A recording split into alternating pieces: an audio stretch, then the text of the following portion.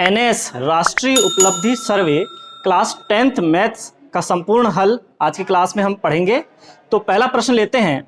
यदि एक गोले का पृष्ठीय क्षेत्रफल 324 पाई वर्ग सेंटीमीटर है तो उसका आयतन है। तो सबसे पहले हमने क्या लिया, गोले का पृष्ठीय क्षेत्रफल हमें दिया गया है। तो लिखते हैं हल में, गोले का पृष्ठीय क्षेत्रफल 324 पाई। तो वास्तव में गोले का पृष्ठीय क्षेत्रफल क्या होता है, 4 पाई आर वर्ग। तो बाएं पक्ष में हमने लिख दिया 4 पाई आर वर्ग और दाएं पक्ष में लिख दिया 324 पाई। तो पाई से जब पाई कैंसिल हो जाएगा तो बचेगा आर स्क्वायर बराबर 324 और बटे में हो जाएगा 4। 324 से जब हम 4 को काटेंगे तो हमें प्राप्त होगा आर स्क्वायर बराबर 81 या आर स्क्वायर बराबर 9 का वर्ग। तो आर का मान वास्तव में हमें क्या प्राप्त हुआ, त्रिज्या हमें प्राप्त हुई 9 सेंटीमीटर। तो हमें क्या ज्ञात करना है, गोले का आयतन ज्ञात करना है। गोले का आयतन का फार्मूला है 4/3 पाई आर की घात 3। तो 4/3 पाई आर मतलब त्रिज्या की घात 3, 9 की घात 3, 9 गुणा 9 गुणा 9। तो अब हम सीधे सीधे 3 से 9 को जब काटेंगे तो 3 बार कट जाएगा और जब हम 4, 9 और 9 का गुणा कर देंगे 3 का, तो गुणा जब हम कर देंगे तो 972 पाई हमें प्राप्त हो जाएगा, जो कि वास्तव में गोले का आयतन है। ऑप्शन नंबर 1 सही है। चलिए लेते हैं दूसरा प्रश्न।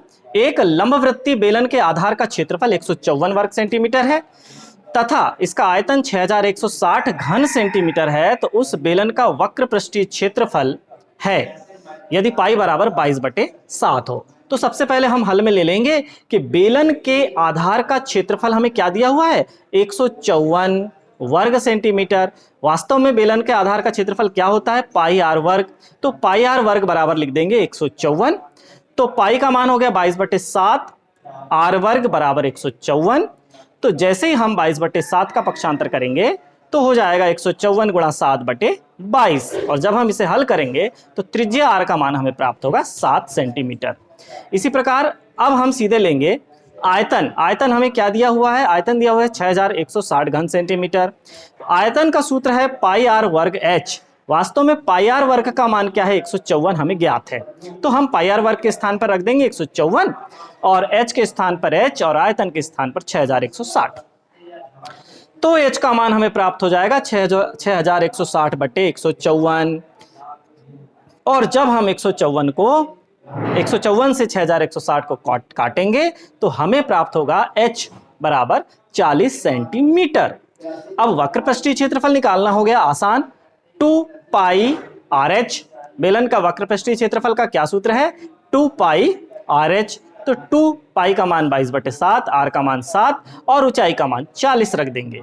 जब हम इसे काटेंगे तो हमें प्राप्त होगा 2 गुणा 22 गुणा 40। तो जब हम इसे हल करेंगे तो 1760 वर्ग सेंटीमीटर हमें प्राप्त हुआ बेलन का वक्र पृष्ठीय क्षेत्रफल। अब समझते हैं तीसरा प्रश्न। त्रिज्या 8 सेंटीमीटर वाले एक ठोस गोले को पिघलाकर त्रिज्या 2 सेंटीमीटर वाले ठोस गोलियां बनाई जाती हैं। गोलियों की संख्या क्या होगी। एक गोले को पिघलाकर हम कई सारी गोलियां बना रहे हैं, इसलिए गोलियों की संख्या n बराबर हम लिख सकते हैं गोले का आयतन बटे गोली का आयतन, बड़े गोले का आयतन और छोटी गोली का आयतन। तो चलिए, गोले का आयतन हमने मान लिया 4/3 पाई और त्रिज्या है 8, इसलिए 8 की घात 3। गोली का आयतन हम ले लेंगे नीचे 4/3 पाई, त्रिज्या है 2 और उसकी घात 3। तो हो जाएगा, जब हम 4/3 पाई से 4/3 पाई काट देंगे तो अंश में होगा 8 की घात 3 और हर में होगा 2 की घात 3।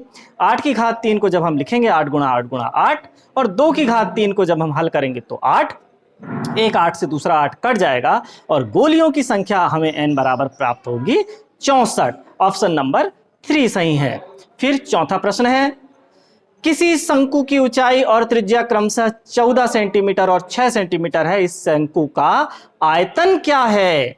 पाई का मान हमें 22/7 रखना है। तो हमें क्या दिया हुआ है, शंकु का आयतन का हमें सूत्र पता है 1/3 पाई आर वर्ग एच और हमें सब दिया हुआ है, ऊंचाई भी दी हुई है h और त्रिज्या भी दी गई है r। तो ऊंचाई h का मान हम रख देंगे 14 और त्रिज्या r का मान रख देंगे 6। तो कुछ इस प्रकार से बनेगा 1/3 गुणा 22/7 गुणा 6 का वर्ग गुणा 14। तो जब हम हल करेंगे तो 1/3 गुणा 22/7 और 6 के वर्ग को लिख दिया 6 गुणा 6 और 14। तो 14 को जब हमने काटा तो 7 से 2 बार कटा और 3 से जब 6 को काटा तो 2 बार कटा। तो हमारे पास क्या बचा? 22 गुणा 2 गुणा 6 गुणा 2। तो गुणा करने पर हमें प्राप्त हुआ 528 घन सेंटीमीटर। तो वास्तव में शंकु का आयतन 528 घन सेंटीमीटर प्राप्त हुआ। और चलिए लेते हैं प्रश्न नंबर 5। एक वृत्ताकार चकती की त्रिज्या 7 सेंटीमीटर तथा मोटाई 1/2 सेंटीमीटर है। ऐसी 50 चकतियों को एक के ऊपर एक रखकर ठोस लंबवृत्तीय बेलन बनाया जाता है। इस प्रकार बने बेलन का वक्र पृष्ठीय क्षेत्रफल है। अब हमें वृत्ताकार चकतियों को एक के ऊपर एक जब हम रखेंगे तो वास्तव में क्या बनेगा? बेलन बनेगा। और हमारे पास कितनी चकतियां हैं? 50 चकतियां हैं। एक चकती की 1/2 सेंटीमीटर मोटाई है तो 50 चकतियों की मोटाई कितनी होगी? 25 सेंटीमीटर होगी। ठीक, तो मोटाई मतलब ऊंचाई, बेलन की ऊंचाई हमें कितनी प्राप्त हो गई? 25 सेंटीमीटर। सबसे पहले लिखा 50 चकतियों की ऊंचाई बराबर बेलन की ऊंचाई बराबर 25 सेंटीमीटर। बेलन का पृष्ठीय क्षेत्रफल, बेलन का पृष्ठीय क्षेत्रफल क्या है? 2πr/h। और वृत्ताकार चकती की त्रिज्या तो हमें दी हुई है 7 सेंटीमीटर। तो फिर क्या हुआ? सीधे बेलन का वक्र पृष्ठीय क्षेत्रफल 2πr/h में मान रख देंगे। 2 × पाई का मान 22/7 गुणा त्रिज्या 7 और ऊंचाई 25। और जब हम 7 से 7 को काट देंगे तो 2 × 22 गुणा 25 मिलकर हो जाएगा 1000 वर्ग सेंटीमीटर। ऑप्शन नंबर 2 सही है। अब लेते हैं प्रश्न नंबर 6। समीकरण x वर्ग धन bx धन c बराबर 0 के मूल हैं। वास्तव में समीकरण के मूल श्रीधराचार्य सूत्र से हम कैसे निकालते हैं? हमें सबसे पहले दिया हुआ है द्विघात समीकरण x वर्ग धन bx धन c बराबर 0। तो हम c का पक्षांतर कर देंगे। x वर्ग धन bx बराबर ऋण c। दोनों पक्षों में 4a का गुणा करके b वर्ग जोड़ देंगे। तो 4a का गुणा किया और b वर्ग जोड़ दिया तो कुछ इस प्रकार से प्राप्त हुआ 4a वर्ग x वर्ग धन 4a bx धन b वर्ग बराबर b वर्ग ऋण 4ac। तो अब देखिए तो 2ax प्लस b बराबर प्राप्त हुआ प्लस माइनस अंडर b वर्ग माइनस 4ac। तो 2ax बराबर क्या हो जाएगा? Minus b plus minus under root B square minus 4ac। और x बराबर हमें प्राप्त हो जाएगा ऋण b धन ऋण अंडर रूट b वर्ग ऋण 4ac पूरे के बटे 2a, जो कि ऑप्शन नंबर 3 में है। प्रश्न नंबर 7 देखते हैं। x minus 2a x minus a x plus a x plus 2a का माध्य है। कुल मिला के कितने आंकड़े हैं? 5 आंकड़े हैं। तो माध्य क्या होता है? आंकड़ों का योग बटे आंकड़ों की संख्या। सभी आंकड़ों को जब हम ऊपर लिख देंगे तो ऊपर होगा x minus 2a plus x minus a plus x plus x plus a plus x plus 2a पूरे के बटे हो जाएगा 5। तो जब हम इन्हें हल करेंगे तो 2 माइनस 2a से plus 2a cancel, minus a से प्लस a कैंसिल, तो x x मिलकर हो जाएगा 5x और पूरे के बटे 5। 5 से 5 कट जाएगा तो हमें प्राप्त होगा x। तो जो x हमें प्राप्त हुआ है वही सही उत्तर है, ऑप्शन नंबर 1। लेते हैं प्रश्न नंबर 8। प्रश्न नंबर 8 है, निम्न में से कौन सा कथन सत्य है? तो देखिए आकृति में आप देखिए, सबसे पहले जो गिनती होती है उसे बोलते हैं प्राकृत संख्याएं। गिनती में यदि शून्य मिल जाता है तो बनती है पूर्ण संख्याएं। पूर्ण संख्याओं में यदि ऋणात्मक संख्याएं मिल जाती हैं तो बनता है पूर्णांक। पूर्णांक में यदि अनावर्ती दशमलव वाली संख्याएं, इस तरह की संख्याएं मिल जाती हैं तो बन जाती हैं परिमेय संख्याएं। और इन सबसे अलग हैं अपरिमेय संख्या, जिनका दशमलव निरूपण अशांत और अनावर्ती होता है, वो अपरिमेय संख्याएं। और परिमेय और अपरिमेय संख्याएं मिलकर बनती हैं वास्तविक संख्याएं। तो पहला ऑप्शन है, सभी पूर्णांक एक पूर्ण संख्या है क्या? नहीं, पूर्णांक बड़े होते हैं पूर्ण संख्या से, इसलिए यह असत्य है। प्रत्येक परिमेय संख्या एक पूर्णांक है क्या? परिमेय भी बड़ा है, इसलिए प्रत्येक परिमेय संख्या पूर्णांक नहीं है।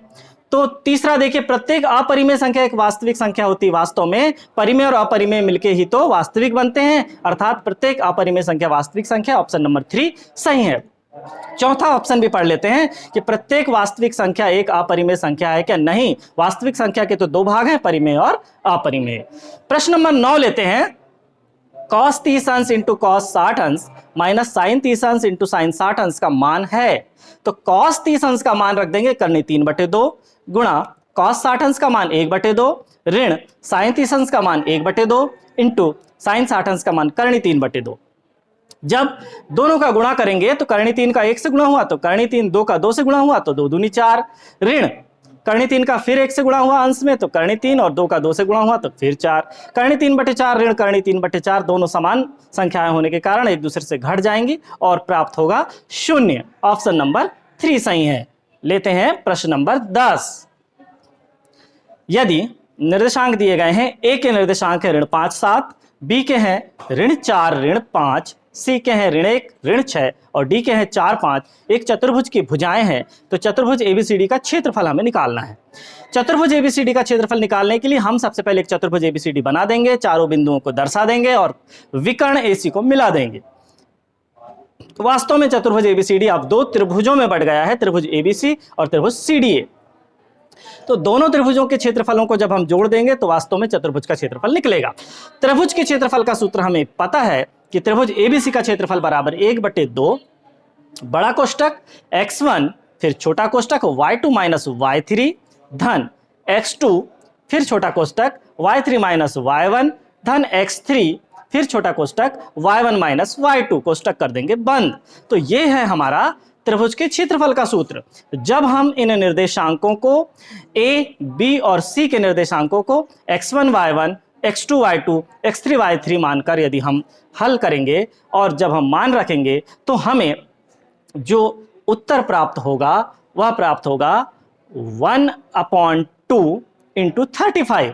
इसी प्रकार दूसरा त्रिभुज है हमारा त्रिभुज CDA और यहां पर हम पुनः बिंदु C के निर्देशांक को x1 y1, D के निर्देशांक को x2 y2 और A के निर्देशांक को x3 y3 मानकर पुनः हम उसी सूत्र में मान रखेंगे तो हमें प्राप्त होगा 1/2 कोष्टक में 109। तो जब हम इन दोनों त्रिभुजों के क्षेत्रफल को जोड़ेंगे तो 1/2 109 धन 35 आपस में जुड़ जाएंगे तो 1/2 गुणा 144 प्राप्त होगा। 144 को जब हम 2 से काटेंगे तो 72 वर्ग सेंटीमीटर, तो जो कि उत्तर क्रमांक 2 है। अब लेते हैं प्रश्न नंबर 11। यदि tan थीटा बराबर 3/4 है तो cot थीटा का मान होगा। हम जानते हैं जब tan थीटा बराबर 3/4 है तो cot थीटा उसका व्युत्क्रम है, सीधे सीधे लिख देंगे cot थीटा बराबर 4/3। यदि हमें किसी और त्रिकोणमितीय अनुपात को पूछा जाता तो हमें सम्मुख भुजा और आसन्न भुजा दी गई है, हम कर्ण निकाल लेते और किसी भी त्रिकोणमितीय अनुपात को बड़ी ही आसानी से निकाल सकते हैं। तो इसका उत्तर प्राप्त हो जाएगा 4/3, ऑप्शन नंबर 1। प्रश्न नंबर 12 है cos 45 इंटू साइन 30 का मान है। cos 45 का मान है 1/√2 और साइन 30 का मान है 1/2। जब हम दोनों का गुणा कर देंगे तो 1/2√2 प्राप्त होगा। तो ऑप्शन नंबर 3 सही उत्तर है। अब लेते हैं प्रश्न नंबर 13। tan 13 अंश बराबर है। वास्तव में tan 13 अंश किसके बराबर है? हम जानते हैं कि tan थीटा बराबर होता है cot 90 माइनस थीटा। तो जब हम थीटा के स्थान पर 13 रखेंगे तो tan 13 अंश बराबर हो जाएगा cot 90 माइनस 13। तो cot 90 माइनस 13 को जब हम हल करेंगे तो cot 77 डिग्री होगा। तो tan 13 अंश का मान cot 77 अंश के बराबर है। अब लेते हैं प्रश्न नंबर 14। एक पासे को एक बार फेंका जाता है, इसके ऊपर एक अभाज्य संख्या प्राप्त होने की प्रायिकता ज्ञात कीजिए। जब हम पासे को फेंकते हैं तो कुल परिणाम प्राप्त होते हैं s बराबर 1 2 3 4 5 6। अतः कुल परिणामों की संख्या कितनी होगी? कुल परिणामों की संख्या होगी 6। अब अभाज्य संख्या ऊपर आने के परिणाम क्या होंगे? अभाज्य संख्या ऊपर आने की इवेंट e बराबर होगा 2 3 5। तो 2 3 5 अतः अनुकूल परिणामों की कुल संख्या कितनी हो गई? 3। तो प्रायिकता होती है P बराबर अनुकूल परिणामों की संख्या NE बटे कुल परिणामों की संख्या NS। तो 3 के बटे जब हम 6 कर देंगे तो हल करने पर हमें 1/2 प्राप्त होगा। अर्थात पासे को फेंकने पर अभाज्य अंक ऊपर आने की प्रायिकता 1/2 है। ऑप्शन नंबर 1 सही है। अब लेते हैं प्रश्न नंबर 15। हमें एक बंटन दिया गया है जिसमें प्राप्तांक xi और बारंबारता FI के रूप में दी गई हैं। प्राप्तांक हैं 4, 6, 9, 10, 15 और उनकी बारंबारता है 4 अंक लेने वाले 5 बच्चे हैं, 6 अंक लेने वाले 10 हैं, 9 अंक लेने वाले 10 हैं, 10 अंक लेने वाले 7 हैं और 15 अंक लेने वाले 8 हैं। तो हमें इनका माध्य ज्ञात करना है। जब 4 अंक लेने वाले 5 हैं तो 4 4 को हमें 5 बार जोड़ना होता ना, इसलिए हम उन्हें आंकड़ों के योग जब हमें निकालना होता है तो हम इन दोनों का गुणा करते हैं। तो 4 और 5 का गुणा करके हमें प्राप्त होगा 20। इसी प्रकार 6 और 10 का गुणा करके प्राप्त होगा 60, 9 और 10 का गुणा करके प्राप्त होगा 90, 10 और 7 का गुणा करके प्राप्त होगा 70 और 15 अट्ठे 120। तो FI इंटू XI के इन सभी मानों को जब हम जोड़ देंगे तो हमें प्राप्त होगा सिग्मा FI इंटू XI। तो सिग्मा FI इंटू XI 360 प्राप्त हो गया। तो माध्य का फार्मूला क्या है? Sigma FI into XI upon sigma FI। Sigma FI क्या है? वास्तव में कुल विद्यार्थी हैं 40, इसलिए सिग्मा FI है 40। 40 से जब 360 को हम काट देंगे तो हमें क्या प्राप्त होगा? 9 प्राप्त होगा। तो माध्य हमें 9 प्राप्त हुआ। ऑप्शन नंबर 3 सही है। 16वां प्रश्न है कि 12 संख्याओं का माध्य 11 है। यदि 3 संख्याएं 2, 5 और 6 को क्रमशः 6, 5 और 2 में और 2 से बदल दिया जाए तो नया माध्य क्या होगा? वास्तव में आंकड़ों का योग क्या हो जाएगा? आंकड़ों का योग होता है माध्य गुणा आंकड़ों की संख्या। तो हमने कर दिया 12 गुणा 11। अब जो जो परिवर्तन हुए हैं तो 2, 5 और 6 के स्थान पर तो 2, 5 और 6 को हम घटा देंगे और 6, 5 और 2 को डालना है तो प्लस 6, 5 और 2। चूंकि घटने वाली संख्या और बढ़ने वाली संख्या बराबर है इसलिए आपस में कट जाएंगी और हमें प्राप्त होगा पुनः 12 गुणा 11। तो फिर से हमें माध्य क्या प्राप्त होगा? आंकड़ों का योग बटे आंकड़ों की संख्या। 12 गुणा 11 बटे 12, तो 12 से 12 कट जाएगा और हमें माध्य प्राप्त हो जाएगा पुनः 11। ऑप्शन नंबर 2 सही है। चलिए समझते हैं 17वां प्रश्न। 3 सिक्कों को एक साथ उछाला जाता है, सभी चित्त प्राप्त होने की प्रायिकता क्या है? 3 सिक्के जब हम उछालते हैं तो कुल परिणाम होते हैं 2 की घात 3 अर्थात 8 होते हैं। तो कुल परिणाम हमारे कितने होंगे? 8 होंगे।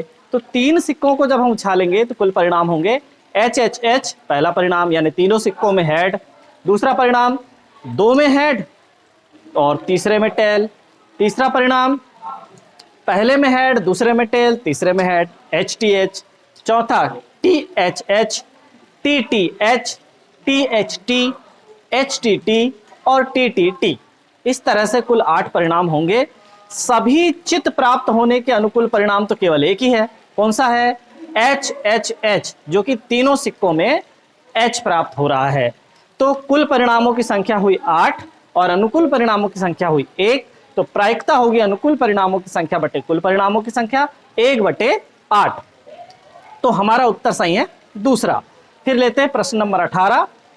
2 पासों को एक अकेली उछाल में, 2 पासों की एक अकेली उछाल में एक द्विक अर्थात दोनों पासों पर एक ही संख्या प्राप्त करने की प्रायिकता है। द्विक मतलब पहले में 1 आया तो दूसरे में भी 1, पहले में 2 तो दूसरे में 2, पहले में 3 दूसरे में 3, पहले में 4 दूसरे में 4, पहले में 5 दूसरे में 5 या पहले में 6 दूसरे में 6।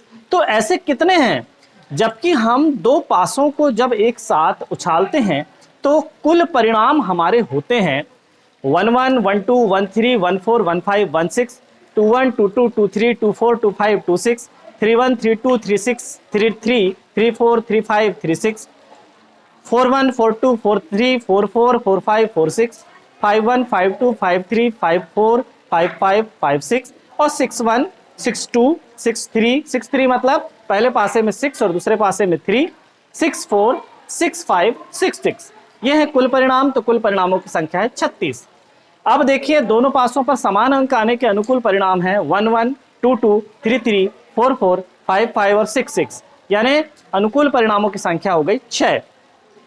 तो दोनों पासों पर समान अंक आने की प्रायिकता हो जाएगी, प्रायिकता ऑफ इवेंट हो जाएगा 6/36, यानी 1/6। हमारा आंसर नंबर 3 सही है।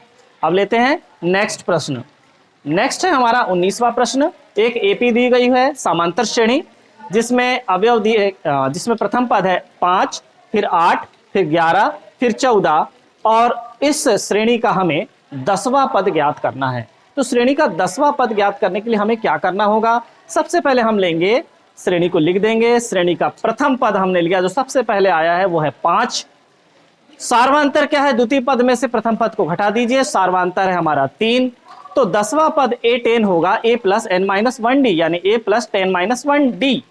तो a का मान है 5, 10 माइनस 1 यानी 9 और d का मान है 3। तो हमारा उत्तर प्राप्त हो जाएगा 5 धन 9 तिया 27 मिलके हो जाएगा 32। तो 10वां पद 32 है, उत्तर नंबर 1 सही है। अब लेंगे 20वां प्रश्न। हमें दी गई है एक समांतर श्रेणी AP 10, 6, 2 डैश डैश डैश के प्रथम 16 पदों का योग है। अब देखिए 16 पदों का हमें योग ज्ञात करना है, तो योग के लिए फार्मूला है n/2 कोष्टक में 2a plus n minus 1d। तो हमें यहां देखना है कि क्या क्या दिया हुआ है। कुल पदों की संख्या कितनी दी गई है? 16 दी गई है। प्रथम पद कितना दिया गया है? 10 दिया गया है। और सार्वांतर भी यदि हम 6 में से 10 को घटा देंगे तो सार्वांतर हमारा ऋण 4 है। तो हम यहां पर आसानी से मान रख देंगे n/2 2a plus n minus 1d में। तो n का मान है 16 और a बटे 2 है, तो 16/2 2a मतलब 2 × 10 प्लस n मतलब 16 माइनस 1 इंटू d का मान है -4। तो जब हम इसे हल करेंगे तो S16 हमें प्राप्त हो जाएगा 8 × 20 माइनस 60, या S16 हो जाएगा 8 × 4 माइनस 40। तो 8 और -40 का जब हम गुणा करेंगे तो S16 हमें प्राप्त होगा ऋण 320। अब पहुंचते हैं हम 21वें प्रश्न पर। 21वां प्रश्न है हमारा, किसी AP में यदि a बराबर ऋण 7.2 है और d बराबर 3.6 है और an यानी nवां पद है कितना है? 7.2 है। तो n का मान हमें ज्ञात करना है। प्रथम पद भी दिया गया है, सार्वांतर भी दिया गया है और nवां पद भी दिया गया है। हमें पदों की संख्या n निकालना है। सूत्र हम वही यूज करेंगे, an बराबर a plus n minus 1d। इसमें मान रखेंगे a का मान ऋण 7.2 धन n माइनस 1 और d का मान 3.6 और nवां पद का मान है 7.2। तो जब हम पक्षांतर करेंगे ऋण 7.2 का बाईं ओर, तो 7.2 और 7.2 जुड़कर हो जाएंगे 14.4 और n माइनस 1 इंटू 3.6 है। अब हम n माइनस 1 को अकेला कर देंगे और 3.6 का पक्षांतर करेंगे तो गुणा से आ जाएगा भाग में 14.4/3.6। तो हमें प्राप्त हो जाएगा n माइनस 1 का मान 4, तो n का मान होगा 4 धन 1 अर्थात 5। तो उत्तर हमारा चौथा सही है कि इस AP के पदों की संख्या कितनी है? 5 है। फिर हमारा 22वां प्रश्न है, यदि त्रिभुज ABC सर्वांगसम त्रिभुज PQR तब निम्नलिखित में से कौन सत्य है? यदि हम त्रिभुज ABC के जस्ट सामने त्रिभुज PQR बना दें और दोनों जब सर्वांगसम है तो हम कहेंगे कि A का संगत बिंदु P है। तो ऑप्शन नंबर 4 सही है। अब लेते हैं नेक्स्ट, अगला है हमारा 23वां प्रश्न। यदि A1 A2 A3 dash dash dash A21 AP में है जिनका उभयनिष्ठ अंतर D है। उभयनिष्ठ अंतर मतलब सार्वांतर। तो देखिए AP में तो है ये, इनका प्रथम पद A1 भी है और सार्वांतर इनका D है। तो A1 A5 A9 और A13 को होना चाहिए। तो कैसे होंगे ये? तो देखिए हम हल करते हैं। सबसे पहले जो हमारे पास समांतर श्रेणी है उसका सार्वांतर क्या है? D है। तो सार्वांतर जब D है तो हम लिख सकते हैं ना कि पहला पद A1 क्या होगा? A1 होगा। लेकिन पांचवा पद क्या होगा? पांचवा पद होगा A1 प्लस 4D। A1 में कितना जुड़ जाएगा? 4D जुड़ जाएगा। या नौवा पद क्या होगा? A1 plus 8D। या 13वां पद क्या होगा? A1 plus 12D। 13 है तो 12D। तो इस तरह से हमें A1 A5 A9 और A13 को हम देख रहे हैं कि हमेशा 4-4D की वृद्धि होते जा रही है। हर अगले अंक में 4-4D की वृद्धि हो रही है, अर्थात उभयनिष्ठ अंतर कितना है? 4D है। तो ऑप्शन नंबर 3 सही है। AP में होने चाहिए, ये चारों कैसे होने चाहिए? A1 A5 A9 और A13 AP में होने चाहिए जिनका उभयनिष्ठ अंतर 4D है। चलिए लेते हैं क्वेश्चन नंबर 24। संख्याओं 4, 15, 19, 21 और 6 की माध्यिका है, इसकी माध्यिका क्या है, तो सबसे पहले हम लिखेंगे इन सभी आंकड़ों को बढ़ते क्रम में। सबसे पहले हमने आंकड़ों को बढ़ते क्रम में लिखा तो आंकड़े हो गए 4, 6, 15, 19, 21। तो पदों की संख्या कितनी है, कुल मिला के 5 पद हैं, पदों की संख्या 5 है, किंतु ये 5 क्या होता है, विषम होता है। 5 विषम होता है तो विषम माध्यिका, विषम पदों की माध्यिका का सूत्र है n धन 1/2 पद। तो n का मान है 5 धन 1/2 पद, तो जोड़ने पर हो जाएगा 6/2 पद, यानी 3वां पद माध्यिका है। तो चलिए हमने जो आरोही क्रम में लिखा है उनका देखिए, पहला पद 4 है, दूसरा पद 6 है और 3वां पद क्या है, 15 है, तीसरा पद यहां पर 15 है, तो माध्यिका है 15। आंसर नंबर 2 सही है। अब लेंगे 25वां प्रश्न। अशून्य परिमेय और एक अपरिमेय संख्या का गुणनफल है। जब भी परिमेय और अपरिमेय का हम गुणनफल करते हैं, जब भी परिमेय अपरिमेय का हम योगफल करते हैं, तो हमें प्राप्त होता है अपरिमेय संख्या ही। जैसे हमने दिया उदाहरण कि एक परिमेय ले लिया मैंने 3, अपरिमेय लिया √2, जब हम उनका गुणनफल करेंगे तो 3 करनी 2, एक अपरिमेय संख्या प्राप्त होगी, हमेशा अपरिमेय प्राप्त होगी। ऑप्शन नंबर 1 सही है। अब लेते हैं प्रश्न नंबर 26। त्रिज्या 4 सेंटीमीटर वाले एक वृत्त का एक त्रिज्यखंड AOB है। जैसे कि मैंने चित्र में बनाया है, देखिए, तो त्रिज्या 4 सेंटीमीटर वाला एक वृत्त बना लिया जिसका त्रिज्यखंड AOB है, जो वृत्त के केंद्र पर 45 अंश का कोण अंतरित करता है। वृत्त के केंद्र पर कितना कोण बना है, 45 अंश का। इस त्रिज्यखंड का वर्ग सेंटीमीटर में क्षेत्रफल हमें ज्ञात करना है। चूंकि त्रिज्या भी सेंटीमीटर में है तो कोई टेंशन नहीं है। तो चलिए, त्रिज्यखंड का क्षेत्रफल का क्या फार्मूला है, θ/360 πr वर्ग। तो थीटा का मान यहां पर कितना है, 45 अंश है, 3/360, पाई का मान पाई ही रहने देते हैं क्योंकि उत्तर हमारा पाई में आ रहा है, और r² यानी 4 का वर्ग। तो 45 से 360 को जब हम काटेंगे तो 8 बार कटेगा, और नीचे के 8 से ऊपर के 4 को काटेंगे तो 2 बार कटेगा।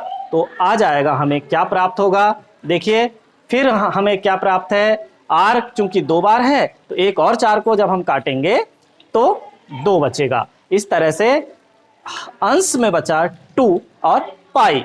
तो क्या उत्तर प्राप्त हुआ, त्रिज्यखंड का क्षेत्रफल 2 पाई वर्ग सेंटीमीटर है। ऑप्शन नंबर 2 सही है।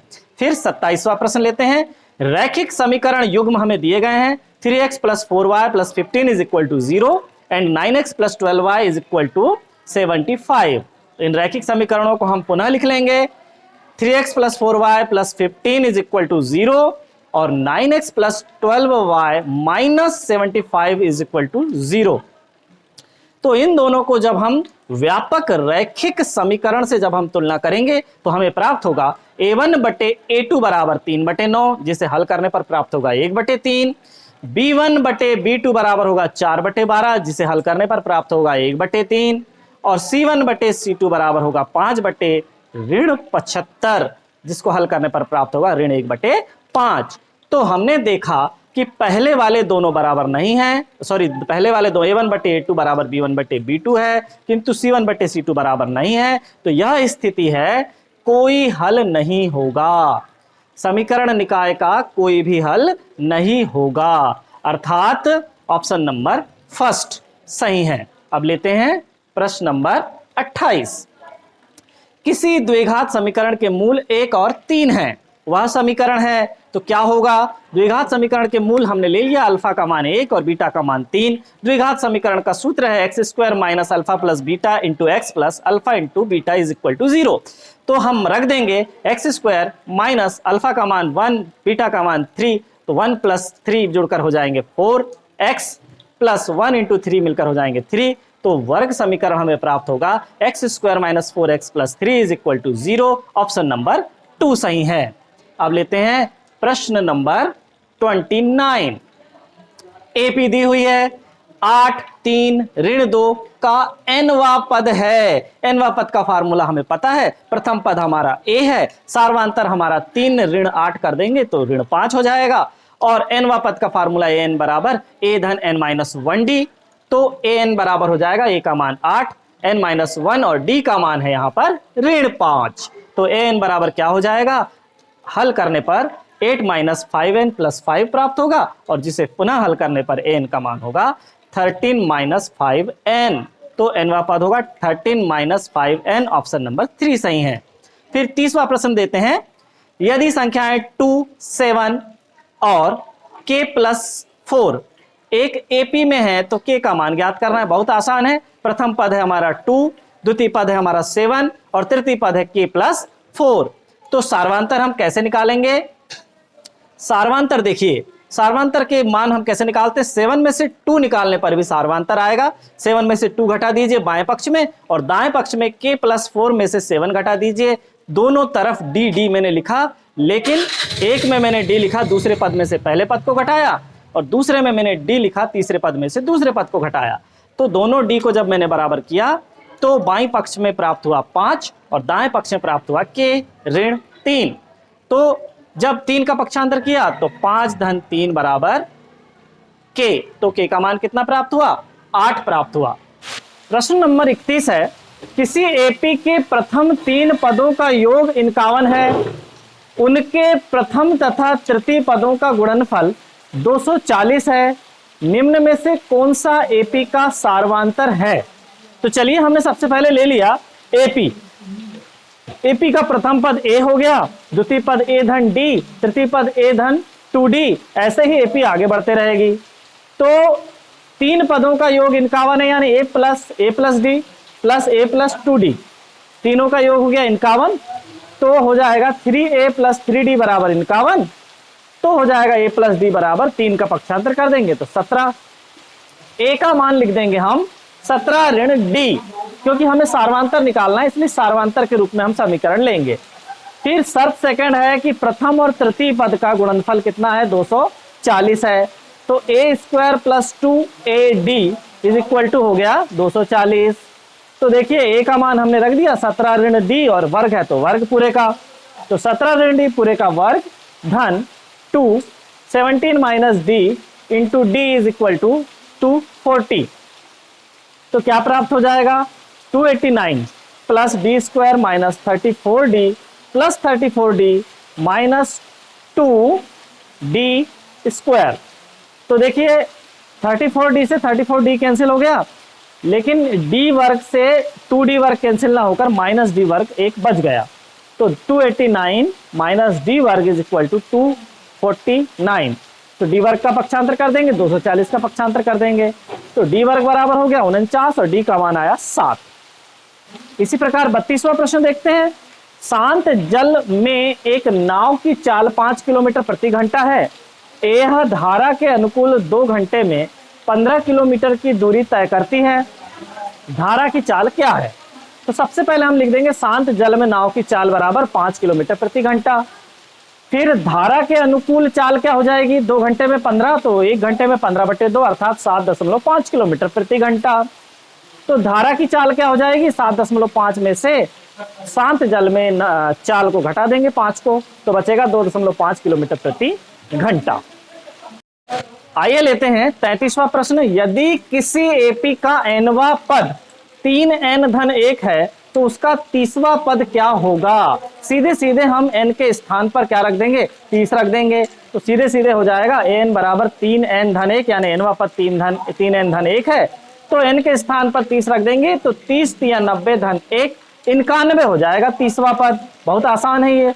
फिर 34वां प्रश्न देखिए कि बहुपद 2x square minus 6x plus 1 के शून्यकों का गुणनफल है। क्या होगा शून्यकों का गुणनफल?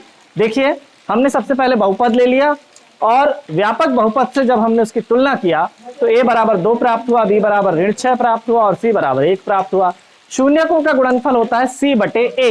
c का मान है यहाँ पर 1 और a का मान है यहाँ 2, तो शून्यकों का गुणनफल हो गया 1/2। ऑप्शन नंबर 3 सही है।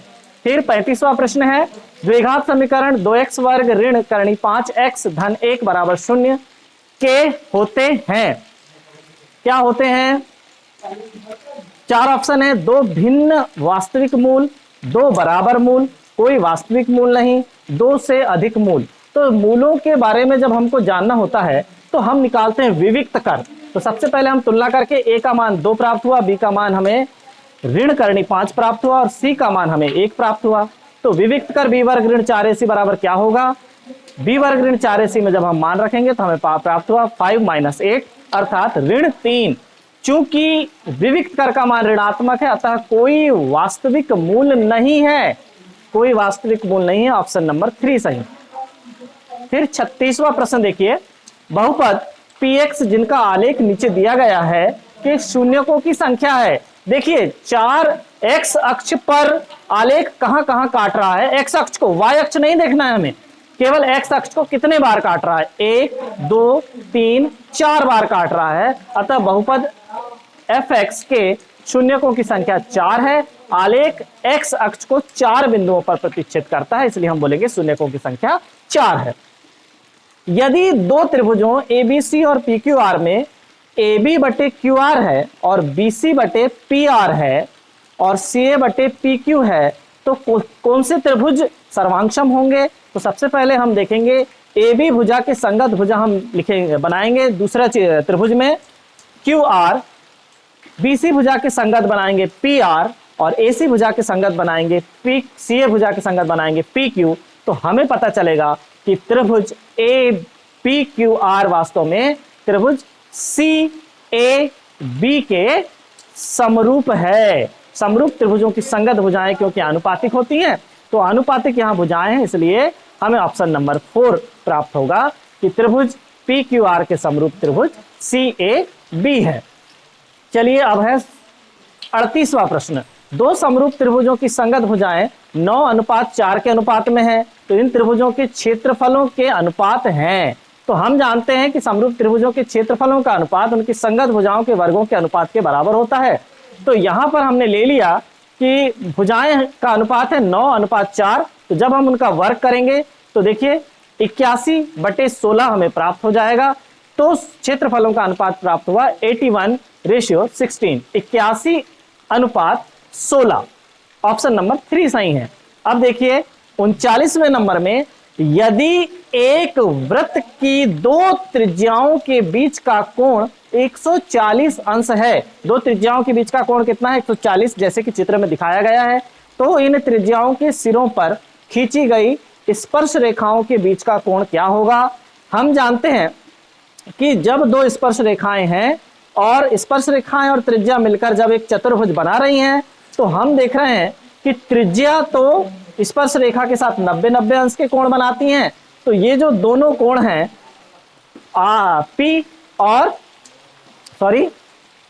Q और S, जो कोण Q और कोण S जो बने हैं वो 90-90 अंश के हैं। कोण R तो 140 अंश दिया ही हुआ है। जब हमें 3 कोण पता है 360 में से, तो चौथा कोण स्वतः ही 360 में से इन तीनों के योग को घटाकर हम प्राप्त कर लेंगे। चौथा कोण 40 अंश है, ऑप्शन नंबर फर्स्ट सही है।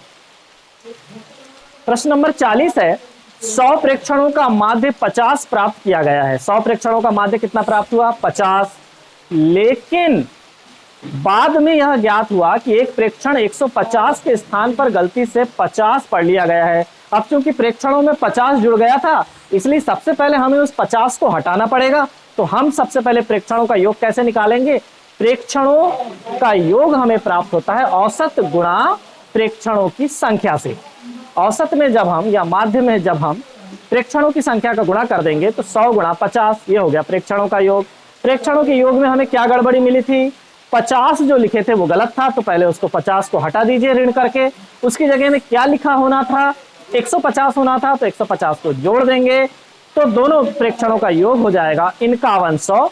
तो माध्य हमें प्राप्त हो जाएगा प्रेक्षणों का योग बटे प्रेक्षणों की संख्या 5100/100, तो माध्य प्राप्त हुआ 51, ऑप्शन नंबर सी सही है।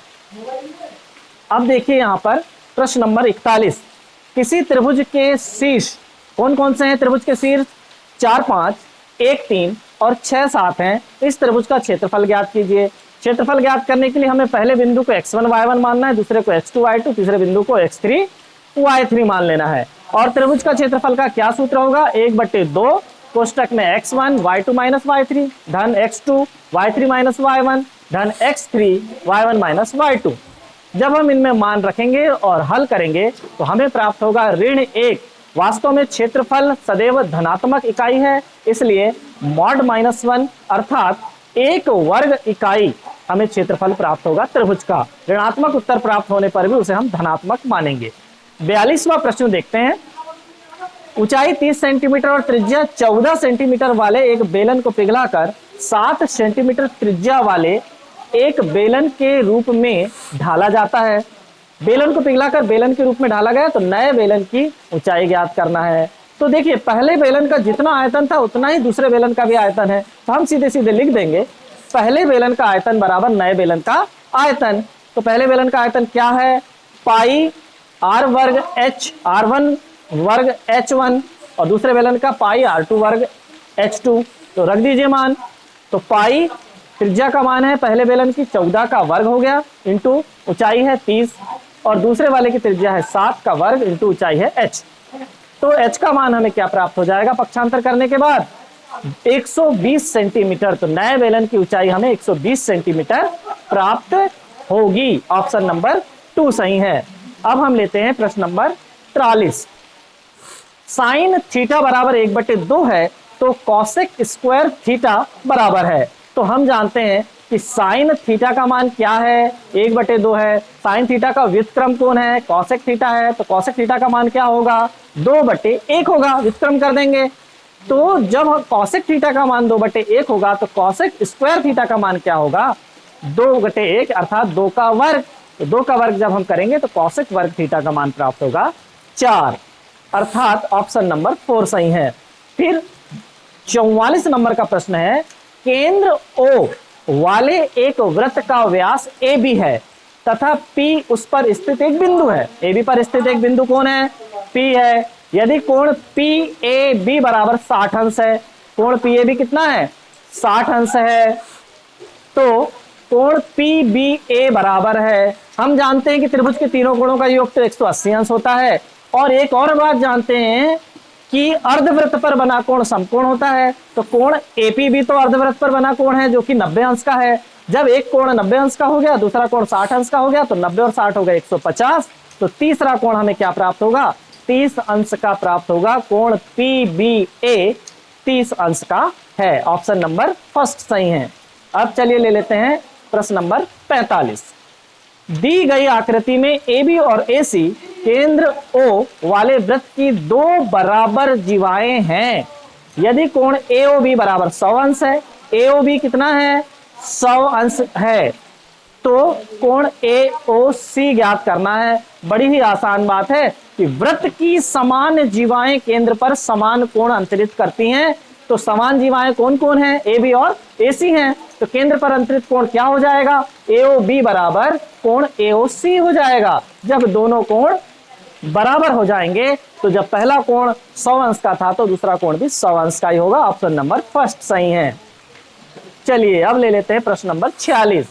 2 धनात्मक पूर्णांकों A और B के लिए यूक्लिड विभाजन प्रमेयिका का कथन है कि ऐसी 2 अद्वितीय संख्याएं Q और R विद्यमान हैं कि A बराबर BQ प्लस R, जहां पर R सदैव कैसा होना चाहिए, भाजक से छोटा होना चाहिए और 0 से बड़ा या बराबर होना चाहिए।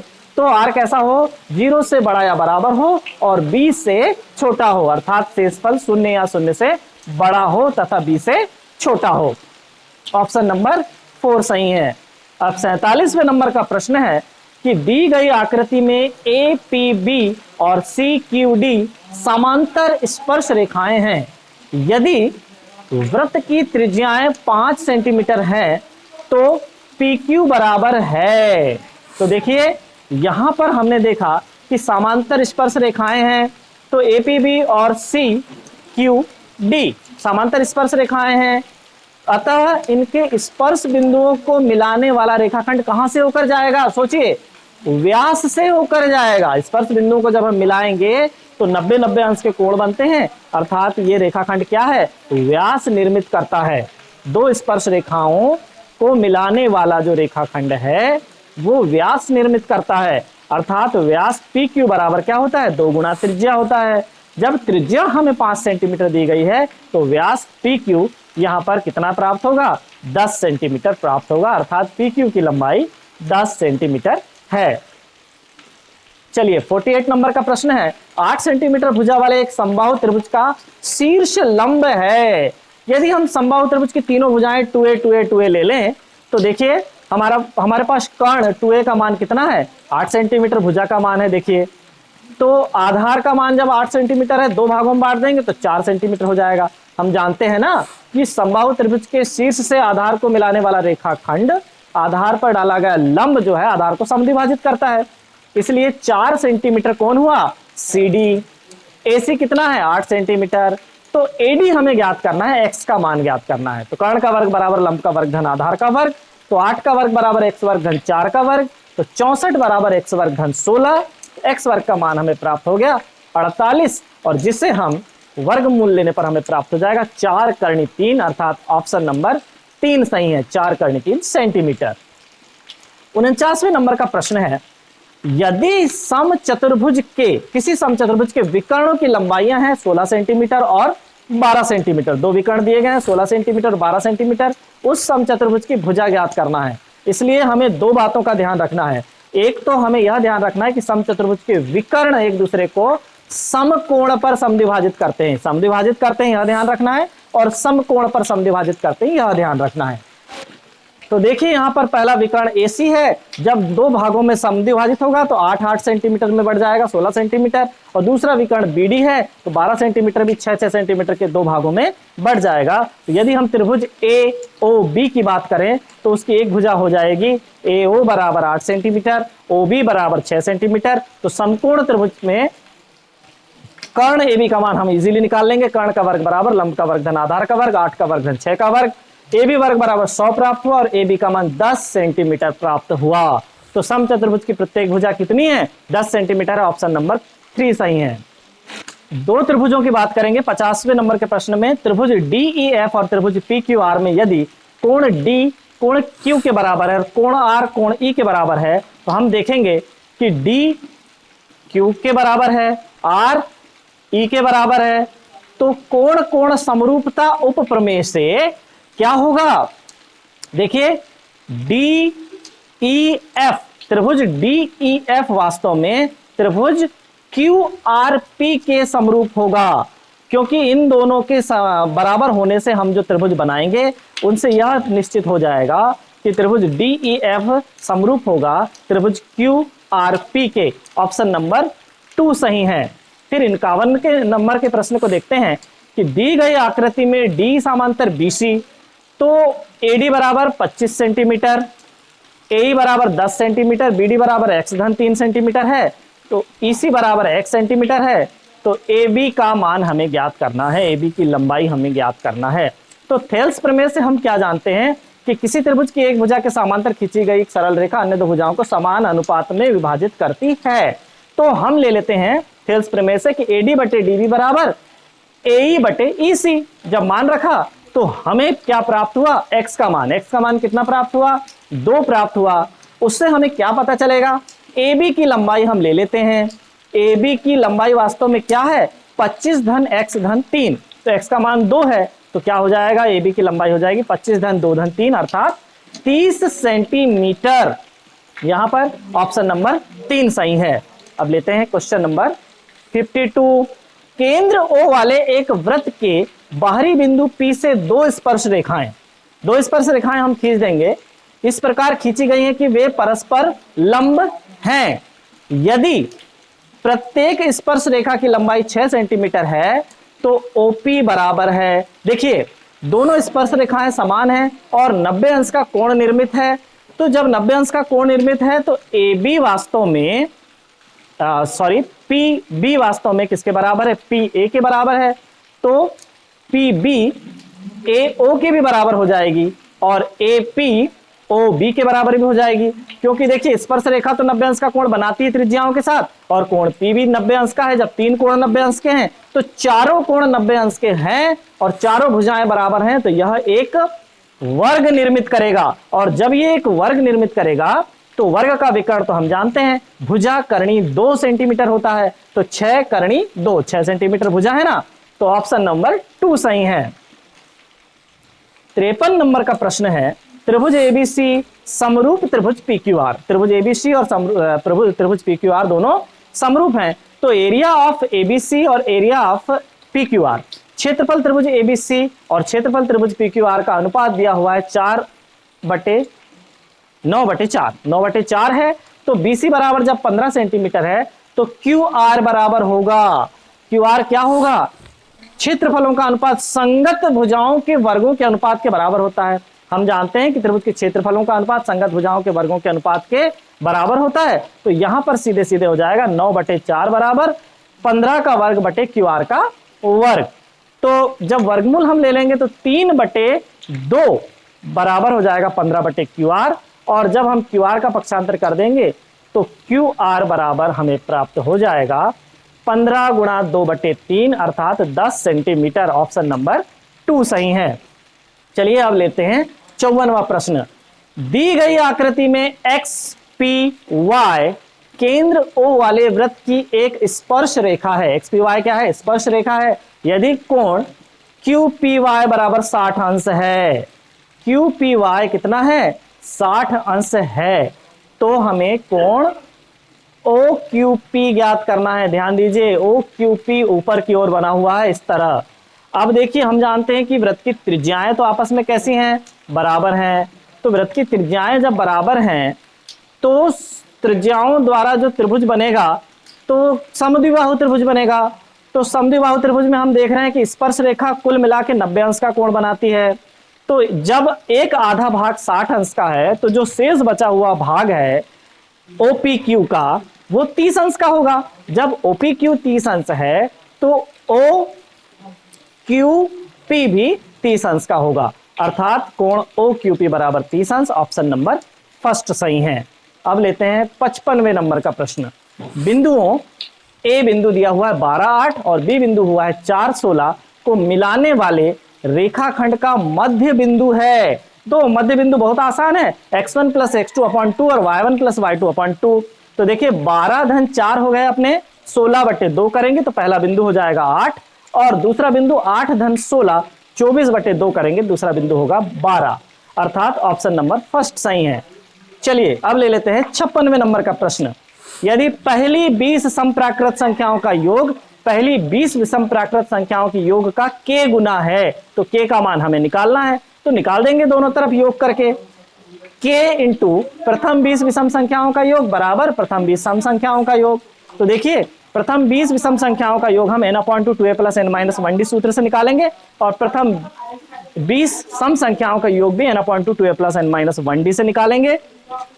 तो दोनों जब योग निकालने के लिए जब हम k को अकेला करेंगे तो सम संख्याओं के योग के बटे में विषम संख्याओं का योग प्राप्त हो जाएगा, और 420/400 प्राप्त होगा, जिसे हल करने पर 21/20 प्राप्त होगा।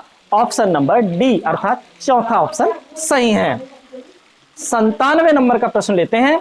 दो सर्वांगसम वृत्तों के चाप संगत केंद्रों पर क्रमशः 60 अंश और 20 अंश के कोण बनाते हैं, तो संगत चापों की लंबाइयों का अनुपात होगा। तो चलिए हम लेते हैं, हमारे पास सूत्र है त्रिज्या बराबर चाप बटे कोण, या कोण बराबर चाप बटे त्रिज्या। तो संगत चापों की लंबाइयों का हमें अनुपात चाहिए ना, तो हमें क्या करना है, हमें लेना है, देखिए त्रिज्या बराबर चाप बटे कोण हमने ले लिया। त्रिज्या x का मान हो जाएगा चाप, देखिए चाप हमें ज्ञात करना है, तो चाप को हमने दे दिया CD, और बटे कोण का मान है π/9 दे दिया मैंने। अब कोण के रूप में, पाई के रूप में जब हम कोण को बदल देंगे, रेडियन के रूप में बदल देंगे, तो 20 अंश के कोण को लिखेंगे π/9। उसी प्रकार हम 60 अंश के कोण को लिखेंगे π/3।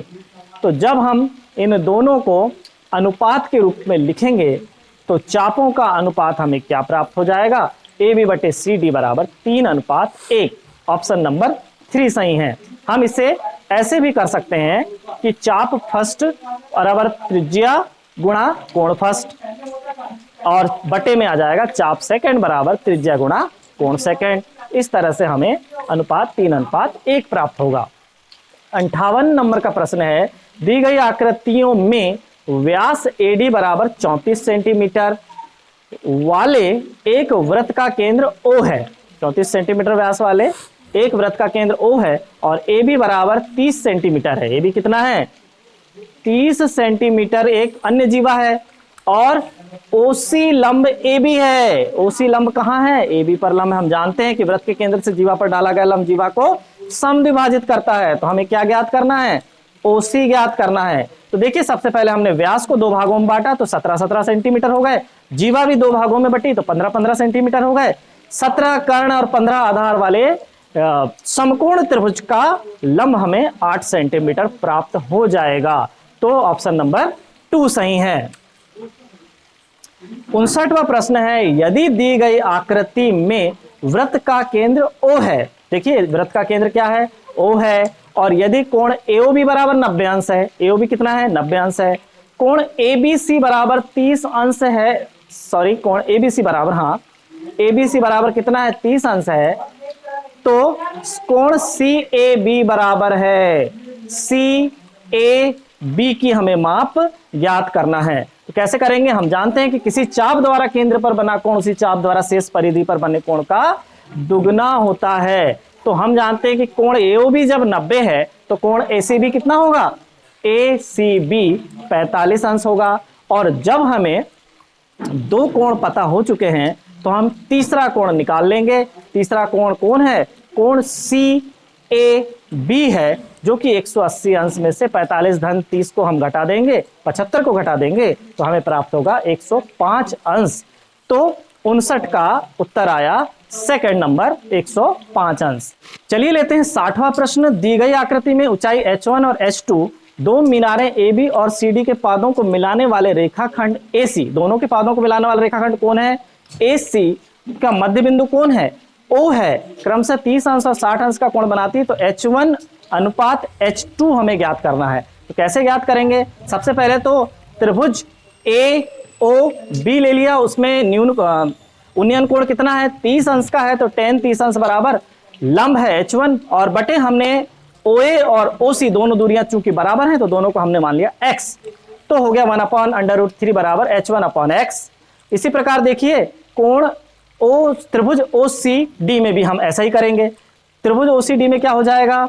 tan 60 अंश बराबर लंब बटे आधार यानी H1/x, या हम बोल देंगे, हाँ तो H1/x तो करणी 3 हो गया tan 60 अंश का मान, और H2/x, H2 है ना इसकी मीनार की ऊंचाई, तो H2/x। तो जब समीकरण 1 के बटे में समीकरण 2 करेंगे, भाग करेंगे, तो क्या होगा? 1/√3/√3/1 हो गया बाएं पक्ष में, और दाएं पक्ष में हो गया H1/x बटे H2/x। x से x कट जाएगा तो H1/H2 हमें प्राप्त होगा 1/√3 और √3 का गुणा हो जाएगा तो 3 हो जाएगा। तो H1/H2 का मान होगा 1/3। तो आज की क्लास यहीं समाप्त होती है। धन्यवाद।